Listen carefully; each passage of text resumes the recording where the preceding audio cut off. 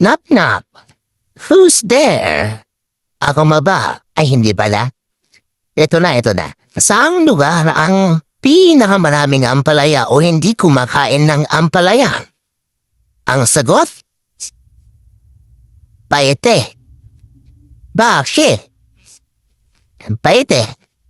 Ayun. So yun, napasaya ako dito sa bayan ng Paete guys at syempre, dahil ito ay ang sumisimbolo sa paet o kahit ganun din sa amin sa Ilocano, ang term namin ay paet din. Which is maraming gumagawa dito o lumililok gamit ang chisel, di ba?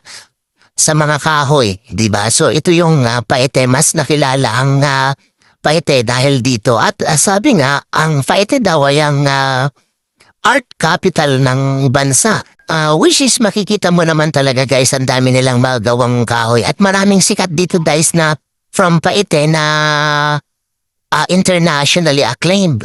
Kilala sila dahil sa kanilang obra maestra.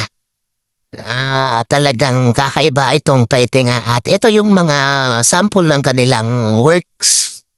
At humingi po ako ng permission dito guys bago ko ito kunan. Sabi ko dun sa nagbabantay, kuya pwede bang videohan ko ito kasi gusto ko lang. At may museo din pala guys, ito yung sinasabi kong sikat na international guys. Ayan, so ang dami nilang mga ginagawang mga artwork na ganyan guys, mula sa kahoy.